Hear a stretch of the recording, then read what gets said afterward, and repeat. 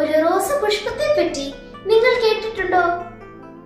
തെക്കേ അമേരിക്ക ലോകത്തിന് നൽകിയ ആദ്യ വിശുദ്ധ പുഷ്പം വിശുദ്ധ റോസയെ ഞങ്ങൾ പരിചയപ്പെടുത്താം.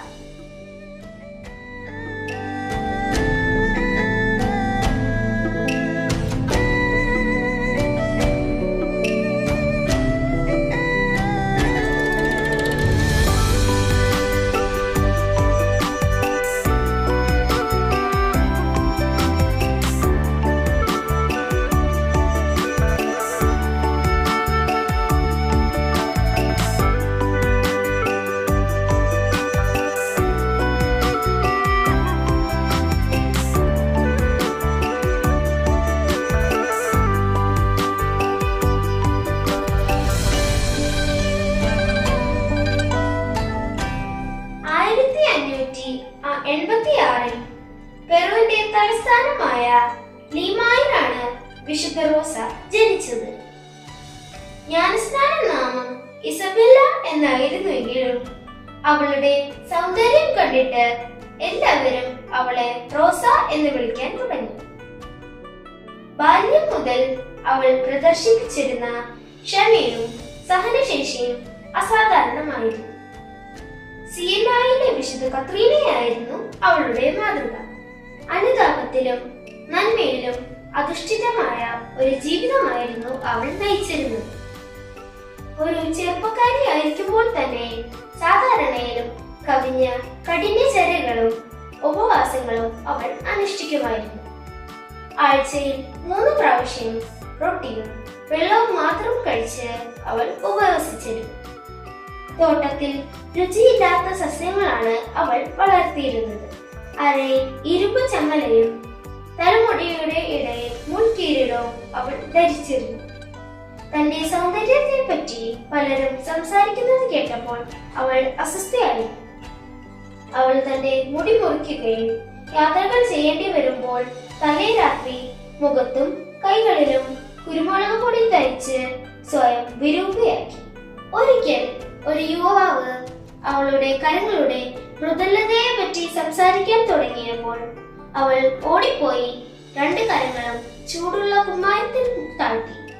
സ്വന്തം പരീക്ഷണങ്ങൾ ജയിക്കാനല്ല, അവർക്ക് പരീക്ഷ ഉണ്ടാകാതിരിക്കാനാണ് അവൾ അങ്ങനെ ചെയ്തത്. മാതാപിതാക്കന്മാരുടെ സമ്പത്ത് ക്ഷയിച്ച് കുടുംബം ബുദ്ധിമുട്ടിപ്പോയപ്പോൾ റോസ അടുത്ത വീട്ടിൽ തുന്നൽ പണിയും തോട്ടപ്പണിയും ചെയ്ത് കുടുംബ ചെലവ് കണ്ടെത്തി പോന്നു. തുന്നൽ പണിക്കാരുടെ മധ്യസ്ഥയായി വിശുദ്ധ റോസ അറിയപ്പെടുന്നു. കന്യകയായി ദൈവത്തെ ശുശ്രൂഷിക്കാൻ നിശ്ചയിച്ചത് കൊണ്ട് റോസ ഡൊമിനിക്കൻ 3-ാം സഭയിൽ ചേർന്നു.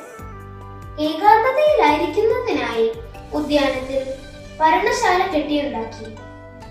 വേദന നിറഞ്ഞ ശാരീരിക അസ്വസ്ഥതകളാലും രോഗത്താലും റോസ ബുദ്ധിമുട്ടുകൾ അനുഭവിച്ചു. മുള്ളുകളുടെ ഇടയിൽ തന്നെയാണ് ഈ റോസും വിടർന്നത്. ദീർഘമായ രോഗത്തിലും സഹനത്തിലും വിശുദ്ധ റോസിന്റെ പ്രാർത്ഥന ഇപ്രകാരമായിരുന്നു: കർത്താവേ, എന്റെ സഹനങ്ങൾ വർദ്ധിപ്പിക്കുക, അവയോടൊപ്പം എന്റെ സഹനശക്തിയും വർദ്ധിപ്പിക്കുക. അസുഖങ്ങളെ തുടർന്ന് 1617 ഓഗസ്റ്റ് 24-ാം തീയതി 31-ാം വയസ്സിൽ ഈ പുഷ്പം വാടി വീണു. റോസയുടെ മരണത്തീയതി വിശുദ്ധ പ്രവചിച്ചതായി പറയപ്പെടുന്നു. ലിമായിലെ എല്ലാ പൊതു അധികാരികളും പങ്കെടുത്ത അവളുടെ സംസ്കാരം കത്തീഡ്രലിൽ നടന്നു. 1671-ൽ 10-ാം ക്ലെമന്റ് മാർപ്പാപ്പ റോസിനെ പുണ്യവതി എന്ന് നാമകരണം ചെയ്ത് വിശുദ്ധ പദവിയിലേക്ക് ഉയർത്തി.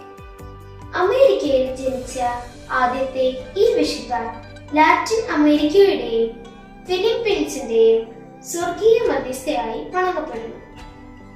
ഓഗസ്റ്റ് 23-ാം തീയതി വിശുദ്ധയുടെ തിരുനാൾ കത്തോലിക്ക സഭയിൽ ആഘോഷിക്കപ്പെടുന്നു. നമ്മുടെ സഹനങ്ങളിൽ വിശുദ്ധ റോസ നമുക്ക് മാതൃകയായിരിക്കട്ടെ. എല്ലാവർക്കും ഏറ്റവും സൗന്ദര്യം നിറഞ്ഞ വിശുദ്ധ റോസയുടെ തിരുനാൾ മംഗളങ്ങളും പ്രാർത്ഥനകളും നേരുന്നു. ദൈവം നിങ്ങളെ എല്ലാവരെയും സമൃദ്ധമായി